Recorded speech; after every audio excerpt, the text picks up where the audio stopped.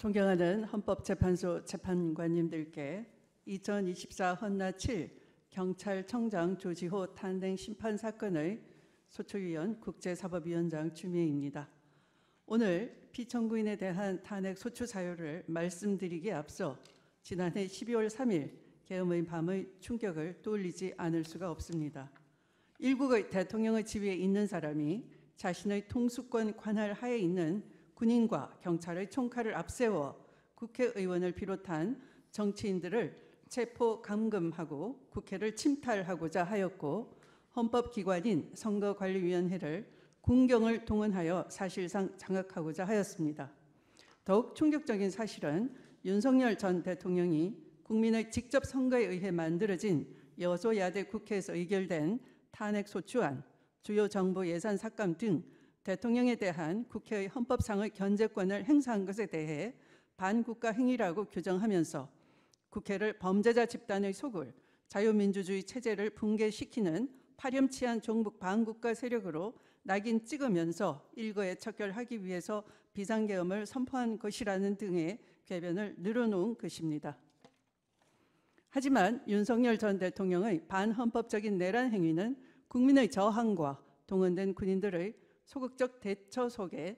국회의 비상계엄 해제 결의로 큰 희생 없이 종식되었고, 그 후 헌법재판소로부터 윤석열 전 대통령에 대한 탄핵 심판이 파면 선고되고 현재 특별검사에 의해 내란 세력에 대한 수사 및 재판이 진행되고 있습니다. 지금 다시 돌이켜보아도 윤석열 전 대통령의 위헌적인 비상계엄으로 촉발된 내란 사태는 총칼로 무장한 군인과 경찰과 국회로 모여든 시민들이 대치하는 극한 상황에서 국회로 모여든 시민들의 저항과 군경의 소극적인 대응이 없었다면, 또 진행 과정에서 돌발적인 폭력 사태 등이 발생했더라면 얼마나 큰 희생이 발생하게 되었을지, 수십 년 쌓아온 대한민국의 민주화는 얼마나 후퇴하게 되었을지 정말로 생각하고 싶지 않은 상황이 벌어질 수 있는 아찔한 상황이었습니다.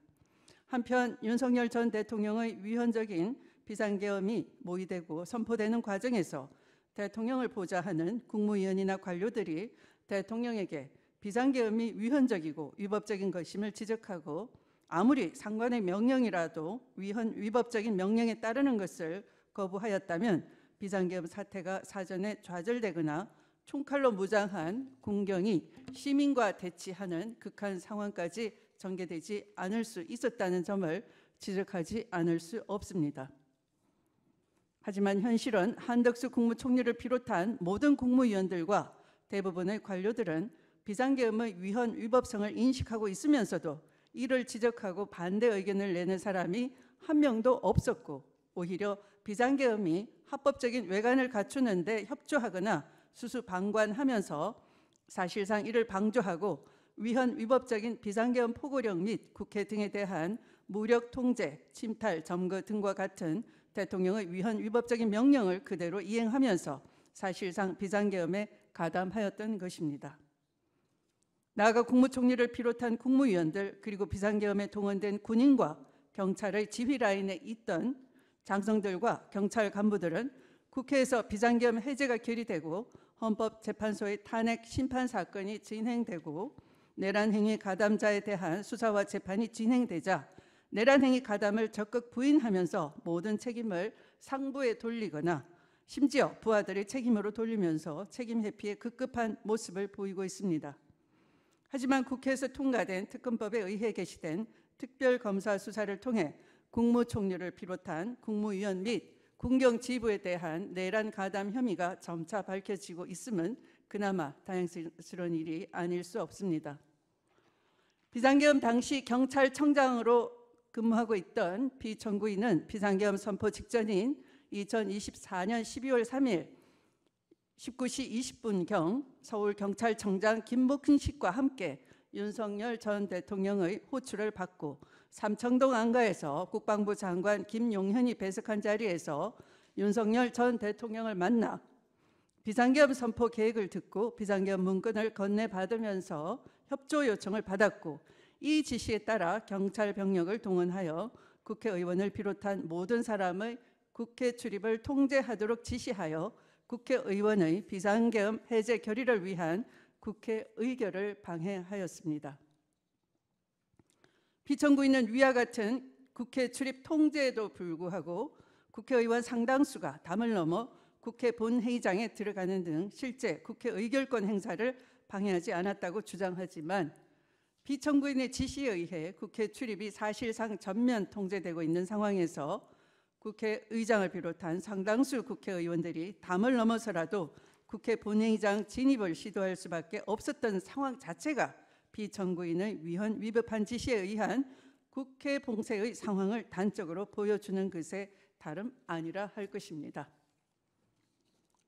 피청구인은 비상계엄 당시 국회 봉쇄에 그치지 않고 김용현으로부터 이재명, 우원식, 한동훈 등 주요 인사 10여 명의 체포 지시를 받은 방첩사령관 여인형이 수사요원 100여 명을 지원해달라는 요청을 해오자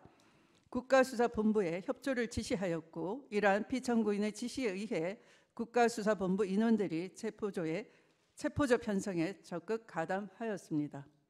또한 피청구인은 여인형으로부터 선거관리위원회 3곳에 계엄군이 진입할 예정이라는 것을 전해 듣고 경기 남부경찰청장 김준영에게 지시하여 중앙선거관리위원회 등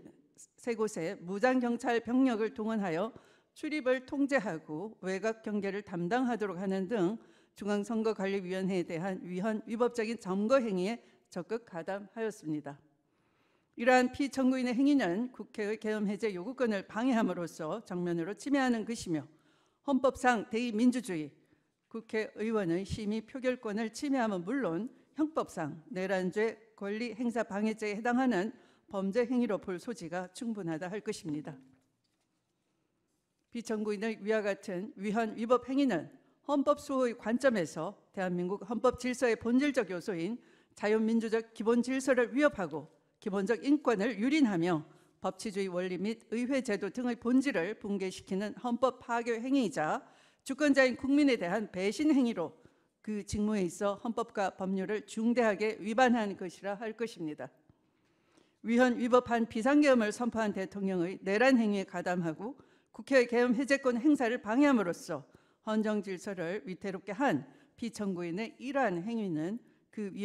헌법 위반의 정도가 중대하다 하지 않을 수 없고, 이로 인해 야기된 헌법 질서에 대한 부정적 영향은 피청구인의 경찰청장의 지위를 박탈하는 것에 의해 발생하는 국가 손실보다 훨씬 크다고 볼 소지가 충분하다 할 것입니다. 이러한 점을 감안하여 이 사건 탄핵 심판 청구를 인용하고 피청구인에 대하여 파면 결정을 내려주시기 바랍니다. 네, 수고하셨습니다. 네, 이어서. 네.